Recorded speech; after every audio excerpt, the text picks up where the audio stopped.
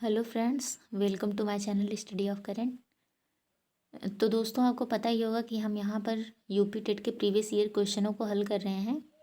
यानी कि आप मान के चलिए कि यहाँ पर आपका टेस्ट हो रहा है, तो आप यहाँ पर सारे सब्जेक्ट यानी कि साइकोलॉजी, हिंदी और संस्कृत, इसके बाद पर्यावरण, इन चारों सब्जेक्ट से 30-30 प्रश्न के 6 टेस्ट देंगे। ये जितने भी प्रश्न आपसे पूछे जा रहे हैं ये आपके प्रीवियस ईयर के क्वेश्चन हैं। इससे पहले हमने यहाँ पर पूरे 12 टेस्ट कर लिए हैं। 6 साइकोलॉजी के हैं और 6 हिंदी के हैं। और यहाँ पर जो है आपका 6 टेस्ट सीरीज इन्वायरमेंट से लिया गया है। आपका जो है ये आप 13वां टेस्ट देने चल रहे हैं। तो इस टेस्ट को करते समय आप बताइएगा कि इसमें 30 प्रश्नों में से आपके कितने प्रश्न सही हो रहे हैं या फिर आपको कितने प्रश्न आ रहे हैं। यहाँ पर जितने भी प्रश्न दिए गए हैं उन सब का हम बहुत ही अच्छे से और विस्तार पूर्वक डिस्कशन करते हुए आपको आंसर बताएंगे। तो आप सभी प्रश्नों पर गौर करिएगा और सारे प्रश्नों और उनके उत्तरों को ध्यान से पढ़िएगा ताकि आपके आगे के पेपर में जो भी आपके पिछले पार्ट से क्वेश्चन पूछे जाएं वो आपके बिल्कुल गलत ना हो। तो आइए चलते हैं। आज हमारा पर्यावरण का पहला प्रश्न है। देखिए, आज हमारा पर्यावरण का कौन सा पहला प्रश्न है।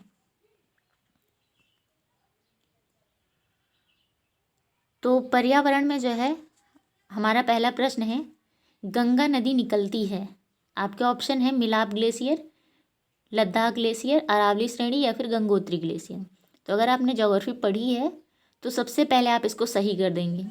लेकिन फिर भी कभी कभी होता है कि एग्ज़ाम में हम पढ़े हुए चीज़ों को बहुत जल्दी भूल जाते हैं और उस समय इन ऑप्शंस को देख करके हम इतना कंफ्यूज हो जाते हैं कि हमसे गलत ऑप्शन टिक हो जाता है। तो आप बताइएगा कि यहाँ पर आपका कौन सा ऑप्शन सही है।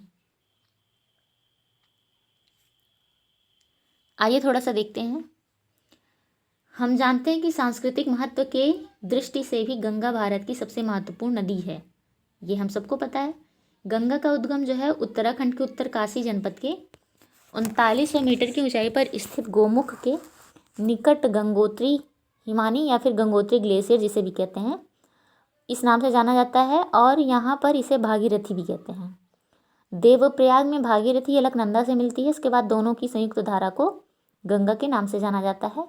यह भारत की सबसे लंबी नदी 25 किलोमीटर है, जो भारत के 5 राज्यों, कौन कौन से राज्य हैं, उत्तराखंड, झारखंड, बिहार, पश्चिम बंगाल और उत्तर प्रदेश से होकर के गुजरती है। पश्चिम बंगाल में फरक्का नामक स्थान पर यह बांग्लादेश में प्रवेश करती है और वहाँ पर इसका नाम बदल जाता है। वहाँ पर इसे किस नाम से जाना जाता है, पद्मा नाम से। और बांग्लादेश में यह ब्रह्मपुत्र से मिलती है, फिर संयुक्त धारा मेघना में मिल जाती है और सागर द्वीप के समीप बंगाल की खाड़ी में अपना जल गिरा देती है। तो यहाँ पर हुआ आपका इस पहले प्रश्न से इतने सारे आंसर, और जितना भी हमने बताया वो सारे के सारे इम्पॉर्टेंट है। अलग अलग तरीके से कई एग्ज़ाम्स में आपसे ऐसे प्रश्न पूछे जा चुके हैं और पूछे भी जाते हैं। ठीक, तो यहाँ पर जो है आपका गंगोत्री ग्लेशियर यानी कि घ वाला जो ऑप्शन है ये बिल्कुल सही है। आइए देखते हैं अगला प्रश्न है, पुष्कर मेला कहाँ आयोजित होता है। आपके ऑप्शन है जयपुर, अजमेर, उदयपुर या फिर जोधपुर। तो आप बताइएगा इसमें कौन सा ऑप्शन आपका सही है।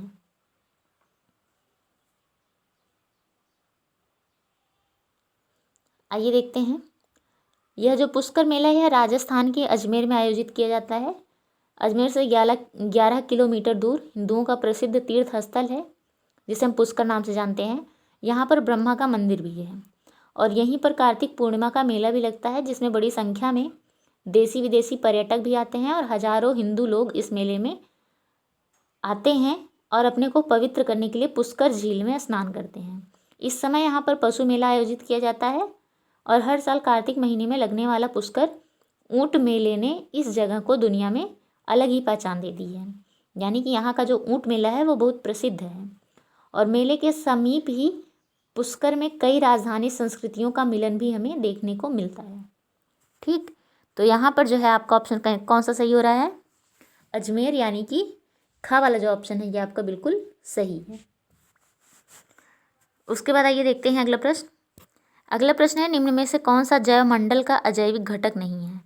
ऑप्शन है आपके प्रोटीन, मृदा, कवक या फिर फास्फोरस। तो आप बताइए इसमें कौन सा ऑप्शन आपका सही है।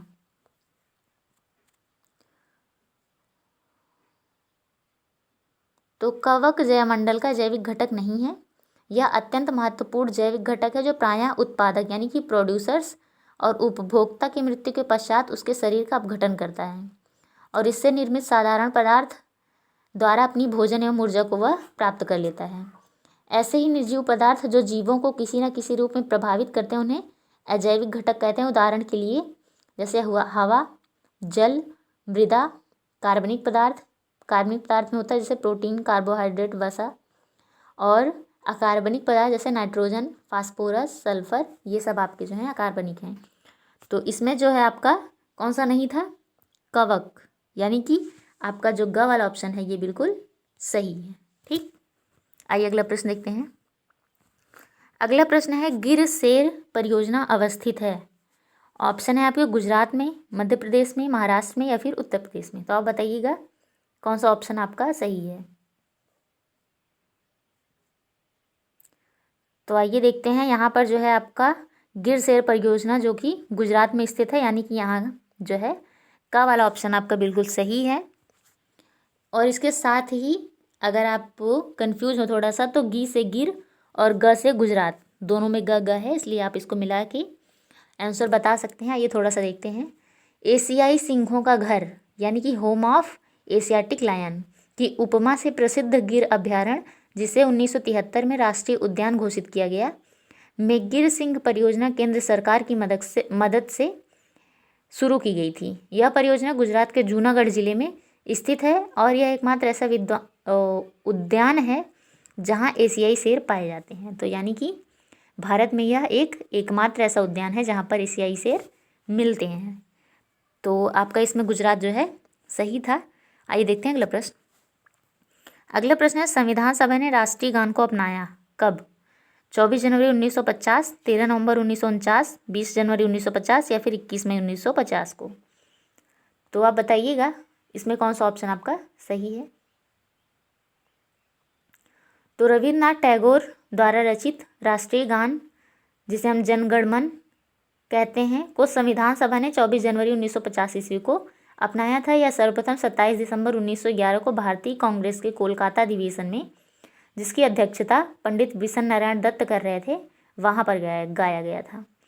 इसके गायन का समय जो है वो 52 सेकंड है और इसे रविन्द्रनाथ टैगोर ने 1912 ईस्वी में तत्वबोधिनी में भारत भाग्य विधाता शीर्षक से प्रकाशित किया था और 1919 ईस्वी में मॉर्निंग सॉन्ग ऑफ इंडिया के नाम से भी इसका अंग्रेजी अनुवाद किया गया है। तो यहाँ पर जो है आपका का वाला ऑप्शन यानी कि 24 जनवरी 1950 को बिल्कुल सही ऑप्शन है।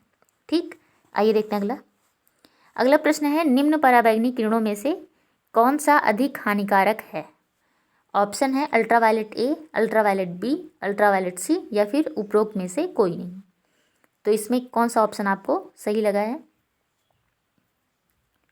आइए जानते हैं। सूर्य से आने वाली पराबैंगनी किरणें हानिकारक होती हैं, ये हमको सबको पता है। जो सूर्य की पराबैंगनी किरणें होती हैं वे सामान्यतः यानी कि उन्हें तरंग दैर्ध्य के आधार पर 3 वर्गों में बांटा गया है। कौन कौन से? ए, बी और सी, ये जो तीनों ऑप्शन हैं यही तीनों उसके प्रकार हैं, जिसमें अल्ट्रावायलेट सी जो है सबसे अधिक हानिकारक होती है, लेकिन ये किरण पृथ्वी के धरातल तक कभी पहुंच नहीं पाई है क्योंकि इसका अवशोषण जो है ओजोन परत में ही हो जाता है और ओजोन परत कहाँ पाई जाती है? आपके वायुमंडल में। और अल्ट्रावायलेट जो ए है और बी है, इन दोनों ही किरणों का त्वचा पर हानिकारक प्रभाव पड़ता है और अल्ट्रावायलेट बी से जीवधारियों में निम्नलिखित प्रभाव पड़ते हैं, जैसे जीन परिवर्तन, त्वचा कैंसर, प्रतिरक्षा तंत्र का कम होना, सनबर्न, मोतियाबिंद और पौधों की वृद्धि में रुकावट। तो यहाँ पर जो है आपका ग वाला ऑप्शन यानी कि अल्ट्रावायलेट सी रेज जो है ये बहुत ही अधिक हानिकारक है। तो यहाँ पर जो है आपका ये वाला ऑप्शन बिल्कुल सही है। अगला प्रश्न आगे देखते हैं। अगला प्रश्न है, तिब्बत की सांगपो नदी भारत में किस नाम से जानी जाती है? आपके ऑप्शन है ब्रह्मपुत्र, यमुना, सिंधु या फिर गंगा। तो आप बताइएगा इसमें कौन सा ऑप्शन आपका सही है।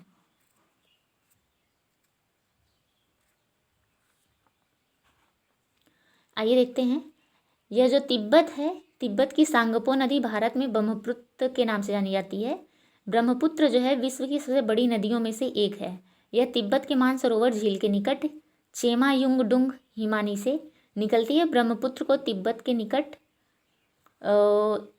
ब्रह्मपुत्र को तिब्बत में सांगपो या सांपू, जिसे तिब्बती भाषा में कहते हैं पवित्र करने वाली के नाम से जाना जाता है। इसकी कुल लंबाई जो है 25-80 किलोमीटर है। भारत में यह 1346 किलोमीटर की है। विश्व की सबसे बड़ी नदी द्वीप समूह जो है माजुली इसी नदी पर स्थित है। एक माजुली द्वीप है जिसे ब्रह्मपुत्र नदी बनाती है, यह असम में मौजूद है। तो यहाँ पर जो है आपका का वाला ऑप्शन यानी कि क्या, कौन सा, ब्रह्मपुत्र जो है ये बिल्कुल सही ऑप्शन है। आइए अगला देखते हैं।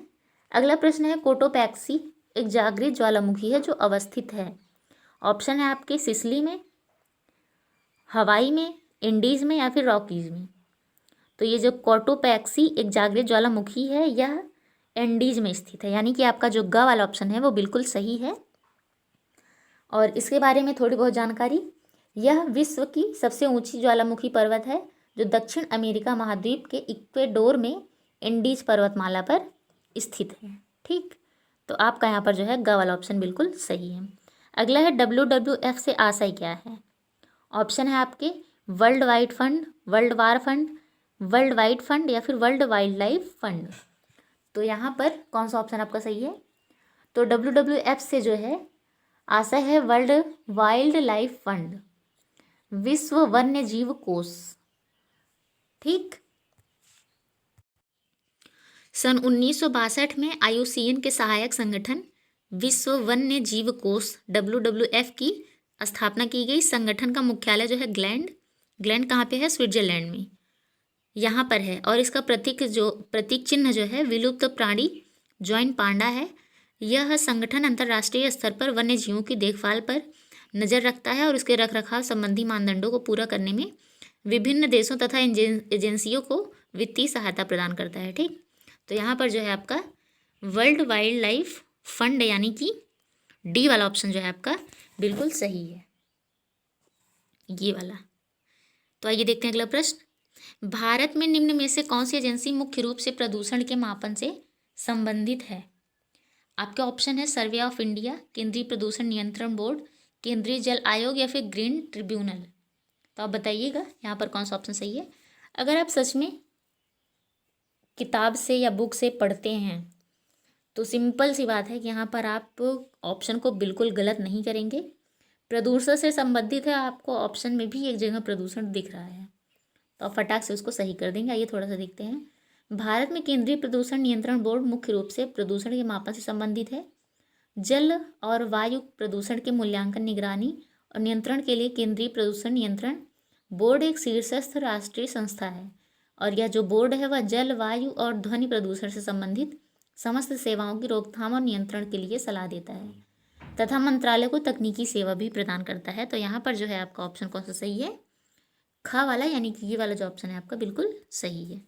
आइए देखते हैं अगला प्रश्न है घास भूमि क्षेत्र के परितंत्र की खाद्य श्रृंखला में सबसे उच्च स्तर के उपभोक्ता कौन है।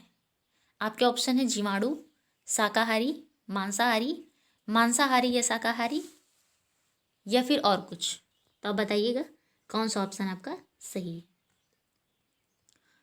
तो हम जानते हैं कि घास भूमि क्षेत्र के परितंत्र की खाद्य श्रृंखला में सबसे उच्च स्तर के उपभोक्ता होते हैं मांसाहारी। घास स्थलीय पारिस्थितिक तंत्र में खाद्य श्रृंखला के जीवधारियों का क्रम है। जैसे घास को टिड्डा खाता है, टिड्डे को मेढक खा लेता है और मेढक को सांप खा लेता है। तो यहाँ पर जो घास है वो उत्पादक है, टिड्डा जो है प्राथमिक उपभोक्ता है, मेढक द्वितीय उपभोक्ता है, सर्प तृतीय उपभोक्ता है। ठीक, तो यहाँ पर जो है पूछा क्या गया है, खाद्य श्रृंखला में सबसे उच्च स्तर का उपभोक्ता। तो उच्च स्तर का कौन होगा, मांसाहारी, यानी कि जो है ग वाला ऑप्शन आपका बिल्कुल सही है। आइए देखते हैं अगला प्रश्न। वायुमंडल का प्रमुख स्तर जो पृथ्वी तल के नज़दीक है कौन सा है, क्षोभ मंडल, मध्य मंडल, समताप मंडल या फिर आयन मंडल। तो अगर हम वायुमंडल के बारे में पढ़े हैं किसमें, इन्वायरमेंट में, तो हम वहाँ पर बिल्कुल सही पढ़े हैं और यहाँ पर जो आपका ऑप्शन है वो भी बिल्कुल सही हो जाएगा। तो पृथ्वी तल के जो सबसे नज़दीक है वो है क्षोभ मंडल। यह वायुमंडल का एक स्तर है जो पृथ्वी तल के नज़दीक है। यह मंडल जैवमंडलीय पारिस्थितिक तंत्र के लिए सर्वाधिक महत्वपूर्ण है, क्योंकि मौसम संबंधी जितनी भी घटनाएं होती हैं, जैसे बादल, वर्षा, आंधी तूफान, मेघ गर्जन, पाला, ओस, कोहरा, ये सब जो होते हैं इसी मंडल में घटित होते हैं। इसलिए इस मंडल में वायुयान उड़ाने की आदर्श दशा नहीं पाई जाती, यानी कि इस मंडल में हो जो एरोप्लेन नहीं उड़ाए जाते हैं। इस मंडल में तापमान ऊंचाई के साथ 1 किलोमीटर पर और 6.5 डिग्री सेल्सियस की दर से घटता जाता है। तो यहाँ पर जो आपका ऑप्शन है वह क्षोभ मंडल यानी कि का वाला ऑप्शन आपका बिल्कुल सही है। आइए देखते हैं अगला प्रश्न। अगला प्रश्न है, संयुक्त राष्ट्र सुरक्षा परिषद में कितने अस्थायी सदस्य होते हैं? ऑप्शन है 5, 4, 3 या फिर 6।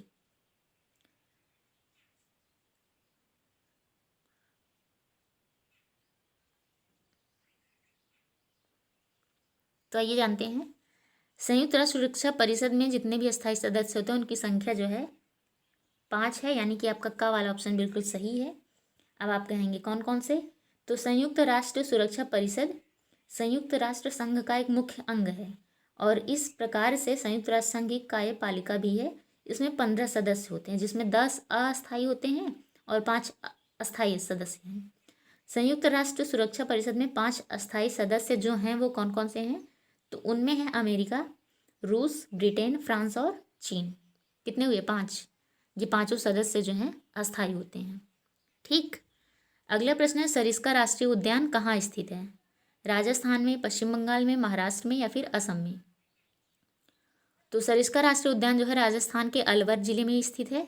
इसे 1958 में वन्यजीव अभ्यारण्य घोषित किया गया था तथा 1979 में टाइगर रिजर्व के रूप में प्रोजेक्ट टाइगर में शामिल किया गया था। तो यहाँ पर जो है आपका ऑप्शन कौन सा सही है? राजस्थान, यानी कि का वाला ऑप्शन जो है आपका बिल्कुल सही जवाब है। आइए अगला प्रश्न देखें। अगला प्रश्न है, पारिस्थितिक तंत्र में ऊर्जा का मुख्य स्रोत क्या है? ऑप्शन है RNA, ATP, सूर्य का प्रकाश या फिर DNA। तो पारिस्थितिक तंत्र में ऊर्जा का जो मुख्य स्रोत है वह सूर्य का प्रकाश है। ये हम सबको पता है। सूर्य का प्रकाश पृथ्वी के पारिस्थितिक तंत्र की ऊर्जा का एकमात्र स्रोत है। यही पृथ्वी पर जीवन को संचालित करता है और इसे पारिस्थितिक तंत्र का प्रेरक बल भी कहते हैं। सूर्य से प्राप्त जो ऊर्जा होती है उसे सौर ऊर्जा कहा जाता है। इस ऊर्जा की सहायता से हरे पौधे प्रकाश संश्लेषण क्रिया द्वारा भोजन का निर्माण करते हैं और कोशिकीय श्वसन करते हैं। इसके बाद ऊर्जा उत्पन्न होती है और सभी जीवों के लिए सूर्य से आने वाला प्रकाश जो है सौर ऊर्जा ही ऊर्जा का अंतिम स्रोत है। तो यहाँ पर जो है आपका ऑप्शन कौन सा था? ग वाला, यानी कि सूर्य का प्रकाश जो है यहाँ पर बिल्कुल सही है। अगला प्रश्न है, एगमार्क का संबंध किससे है? संसाधन से, गुणवत्ता से, उत्पादन से या फिर पैकेजिंग से? तो एगमार्क का जो संबंध है वो है गुणवत्ता से। यहाँ पर जो है आपका ऑप्शन खा वाला बिल्कुल सही होगा। एगमार्क एक प्रमाणित चिन्ह है जो भारत में कृषि खाद्य उत्पादों पदार्थों पर लगाया जाता है। एगमार्क शुद्ध रूप से खाद्य पदार्थों से जुड़ा हुआ प्रमाणित चिन्ह है जो खाद्य वस्तुओं यानी खाने वाली वस्तुओं की शुद्धता और गुणवत्ता को सुनिश्चित करता है। यह भारत सरकार के खाद्य मंत्रालय द्वारा दिया जाता है और इस मार्क के मिल जाने से विक्रेता को अपने उत्पाद की शुद्धता को प्रमाणित करने के लिए मेहनत नहीं करनी पड़ती और क्रेता इस मार्क को देखकर ही उत्पाद की गुणवत्ता और शुद्धता पर विश्वास करता है। तो यहाँ पर जो है आपका बिल्कुल सही ऑप्शन है खा वाला, गुणवत्ता से। आइए देखें अगला प्रश्न। अगला प्रश्न है, आर्सेनिक द्वारा जल प्रदूषण सर्वाधिक है कहाँ पर? मध्य प्रदेश, बिहार, पश्चिम बंगाल या फिर उत्तर प्रदेश? तो ये बहुत ही अच्छा प्रश्न है। आइए देखते हैं। भारत के गंगा ब्रह्मपुत्र के मैदानी इलाकों और बांग्लादेश के पद्मा मेघना के मैदानी इलाकों में भूमिगत जल यानी कि जो भूमि में जल रहता है उसमें आर्सेनिक प्रदूषण से अत्यधिक ग्रस्त लोग हैं। भारत के 7 राज्यों कौन कौन से? पश्चिम बंगाल, झारखंड, बिहार, उत्तर प्रदेश, असम, मणिपुर और छत्तीसगढ़ का राजनांदगांव में भूमिगत जल आर्सेनिक प्रदूषण से प्रभावित है। इनमें पश्चिम बंगाल सर्वाधिक प्रभावित है। पश्चिम बंगाल के 4 जिले कौन कौन से? मुर्शिदाबाद, नदिया, उत्तरी एवं दक्षिणी 24 परगना में आर्सेनिक की मात्रा भूमिगत जल में मानक स्तर से अधिक पाई गई है। और भारत में सर्वप्रथम वर्ष 1983 में पश्चिम बंगाल में ही आर्सेनिक द्वारा जल प्रदूषण का मामला सामने आया था। जल में आर्सेनिक की अधिकता से ब्लैक फुट नामक बीमारी हो जाती है। तो यहाँ पर जो है आपका सही ऑप्शन कौन सा है? ग वाला, यानी कि पश्चिम बंगाल जो है आपका बिल्कुल सही उत्तर है। अगला प्रश्न है वन्य जीव सुरक्षा अधिनियम पारित किया गया कब? 1960, 1972, 1975 या फिर 1962। तो वन्य जीव सुरक्षा अधिनियम जो है 1972 में पारित किया गया। इस अधिनियम में अवैध शिकार और व्यापार को रोकने के लिए जुर्माने व दंड का जो है प्रावधान किया गया है। तो यहाँ पर जो है आपका ख वाला ऑप्शन बिल्कुल सही है। इसके बाद आइए अगला प्रश्न देखें। अगला प्रश्न है दूध से दही बनने की प्रक्रिया को कहते हैं, क्या कहते हैं? आसवन, किण्वन, स्टेरिलाइजेशन या प्रकाश संश्लेषण। तो हम जानते हैं कि प्रकाश संश्लेषण से क्या होता है, पौधे अपना खाना बनाते हैं। आसवन होगा नहीं, स्टेरिलाइजेशन होगा नहीं। तो यहाँ पर जो है आपका ख वाला बिल्कुल सही ऑप्शन है, यानी कि किण्वन जो है ये आपका सही उत्तर है। आइए जानते हैं कैसे। दूध से दही बनने की जो प्रक्रिया है उसे किण्वन कहते हैं। दूध में स्ट्रेप्टोकस लैक्टिस एवं लैक्टोबैसिलस लैक्टिस नामक जीवाणु पाया जाता है। ये जीवाणु जो है दूध में पाया जाने वाला लैक्टोज शर्करा को किण्वन करके लैक्टिक अम्ल बनाता है, जिसके कारण दूध खट्टा हो जाता है और लैक्टिक अम्ल जीवाणु दूध में पाए जाने वाले केसीन नामक प्रोटीन की छोटी छोटी बूंदों को एकत्रित करके दही जमाने में सहायता करते हैं। दूध को स्ट्रेप्टोकोकस थर्मोफिलस तथा लैक्टोबैसिलस बुल्गेरिकस के द्वारा 40 से 60 डिग्री सेल्सियस पर जमा कर यीस्ट द्वारा आंशिक किण्वन यानी कि फर्मेंटेशन कराया जाता है, तो पोषक पदार्थ दही प्राप्त होता है। ठीक, तो यहाँ पर जो है आपका कौन सा सही है, ख वाला। इसके बाद आइए देखते हैं अगला प्रश्न। अगला प्रश्न है किस देश के संविधान से मौलिक कर्तव्य को लिया गया है? आपके ऑप्शन है यूनाइटेड किंगडम यानी कि यूके, जिसे हम ब्रिटेन के नाम से भी जानते हैं, यूएसए अमेरिका, जर्मनी, यूएसएसआर यानी कि रूस। तो सोवियत संघ रूस, जिसका औपचारिक नाम सोवियत रूस समाजवादी गणतंत्रों का संघ, और आपको यूएसएसआर का फुल फॉर्म बता दें, union of Soviet socialist Republic, ये आपका यूएसएसआर का फुल फॉर्म है। भारतीय संविधान में मौलिक कर्तव्यों को पूर्व सोवियत संघ रूस से लिया गया है। इसे संविधान के भाग 4 क में अनुच्छेद 51 क के तहत रखा गया है। मौलिक कर्तव्यों की संख्या 11 है, जिसे प्रत्येक भारतीय नागरिकों को पालन करना चाहिए। तो यहाँ पर जो आपका ऑप्शन है वो है यूएसएसआर यानी कि रूस। आइए अगला प्रश्न देखें। अगला प्रश्न है ध्रुव तारा कहा जाता है किसको? दक्षिणी तारे को, पश्चिमी तारे को, उत्तरी तारे को या फिर पूर्वी तारे को?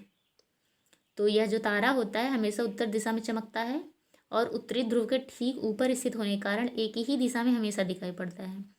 इसे ध्रुव तारा कहते हैं। यह ध्रुव मत्स्य तारा समूह का एक भाग है, अतः उत्तरी तारे को ध्रुव तारा कहा जाता है।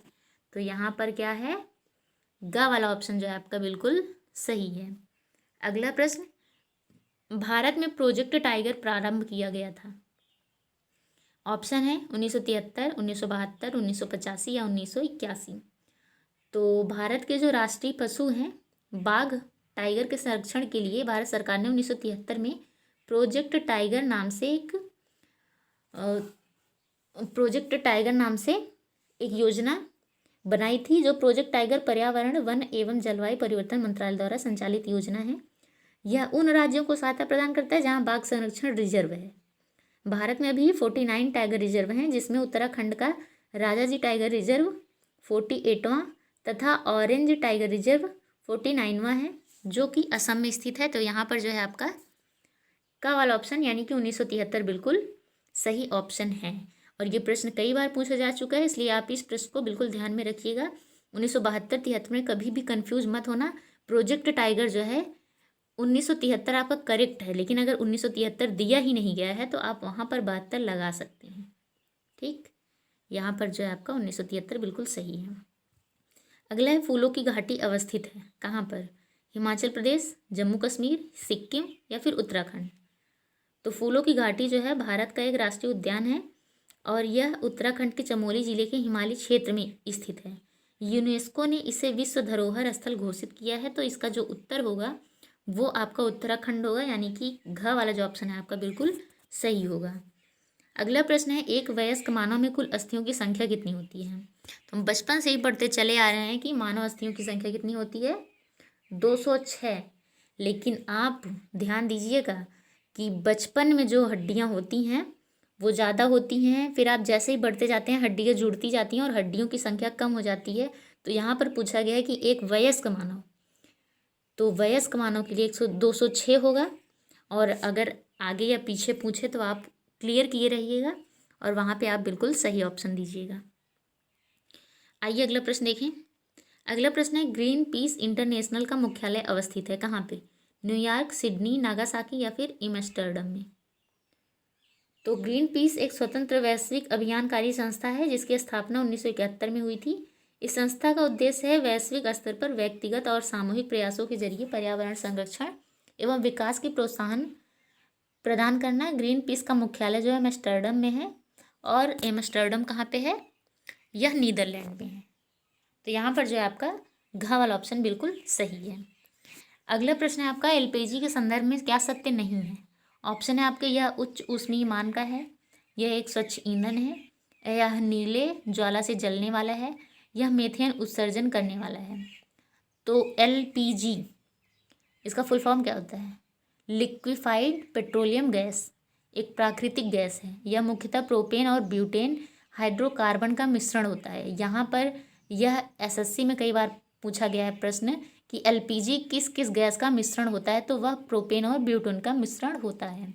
इन्हीं हाइड्रोकार्बनों गैसों को द्रवीभूत कर सिलेंडरों में भरकर घरों में रसोई गैस के रूप में प्रयोग किया जाता है। यह एक स्वच्छ ईंधन है जो गंध रहित होता है, अतः इसके रिसाव का पता लगाने के लिए इसमें एथिल मरकैप्टन जो कि C2H5SH नामक पदार्थ मिला दिया जाता है।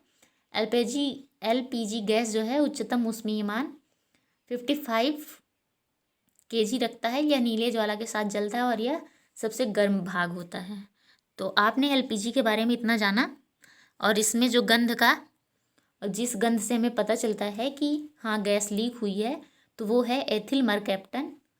और किस किस का मिश्रण है ये? प्रोपेन और ब्यूटेन का। और एलपीजी का फुल फॉर्म होता है लिक्विफाइड पेट्रोलियम गैस। तो यहाँ पर जो है क्या सत्य नहीं है? यह मीथेन उत्सर्जन करने वाला है। ये वाला जो ऑप्शन है आपका बिल्कुल गलत है। तो यहाँ पर जो है ये आपका सही ऑप्शन हो जाएगा। अगला है, प्रजातियों की उत्पत्ति एक रचना है किसकी? चार्ल्स डार्विन की, रॉबर्ट हुक की, मंडल की या फिर अरस्तू की? तो यहाँ पर जो है आपका ऑप्शन कौन सा सही होगा? The origin of species, Hindi में प्रजातियों की उत्पत्ति नामक रचना जो है वो चार्ल्स डार्विन की है। यानी कि यहाँ पर जो है आपका क वाला ऑप्शन बिल्कुल सही है। अगला प्रश्न है, अंतर्राष्ट्रीय न्यायालय का मुख्यालय कहाँ है? ऑप्शन है आपके जिनेवा में, हेग में, पेरिस में या फिर न्यूयॉर्क में? तो अंतर्राष्ट्रीय न्यायालय का मुख्यालय जो है वह हेग में है। हेग कहाँ पे है? नीदरलैंड में। और नीदरलैंड में हेग स्थित है। इसकी स्थापना जो है 3 अप्रैल 1946 ईस्वी को की गई थी। अंतर्राष्ट्रीय न्यायालय की संविधि में 5 अध्याय तथा 70 अनुच्छेद हैं। तो यहाँ पर जो है आपका ख वाला ऑप्शन बिल्कुल सही है। अगला प्रश्न है, प्रकाश संश्लेषण की ये जी कहाँ से आ गया? प्रकाश संश्लेषण के प्रकाशीय चरण के दौरान डैश का ऑक्सीजन एवं डैश का अपचयन होता है। तो यहाँ पर जो पहला डैश है वहाँ पर जल भरा जाएगा, और जो दूसरा डैश है वहाँ पर NADP। यानी कि आपका जो ख वाला ऑप्शन है वो बिल्कुल सही है। आप अगर इसे पूरा पढ़ेंगे तो प्रकाश संश्लेषण की प्रकाश चरण के दौरान जल का ऑक्सीकरण एवं NADP का अपचयन होता है। ये आपका पूरा वाक्य बन गया। तो यहाँ पर जो है आपका ख वाला ऑप्शन बिल्कुल सही है। अगला प्रश्न है, मकर रेखा है 23.5 नॉर्थ, 23.5 साउथ या फिर 23.5 अंश? तो भूमध्य रेखा के उत्तर में 23.5 अक्षांश को कर्क रेखा और दक्षिण में 23.5 अक्षांश को मकर रेखा कहते हैं। 22 दिसंबर को सूर्य मकर रेखा पर लंबवत होता है। इसे मकर संक्रांति भी कहते हैं। और इस दिन दक्षिणी गोलार्ध में सबसे बड़ा दिन होता है। तो यहाँ पर जो आपका ऑप्शन है वो ग वाला यानी कि 23.5 साउथ बिल्कुल सही ऑप्शन है। तो फ्रेंड्स यहाँ पर आपके 30 प्रश्न पूरे हो गए। आप इन प्रश्नों को करिएगा, और इन प्रश्नों को करने के बाद आप अपने कमेंट में लिख करके बताइएगा कि इन सारे प्रश्नों में आपको 30 प्रश्नों में से कितना मार्क मिला है, आपने कितना प्रश्न सही किया है, आपको क्वेश्चन कैसे लगे और कितने सिंपल और अच्छे क्वेश्चन हैं। तो आज के लिए बस इतना ही। आप सबका थैंक यू एंड धन्यवाद।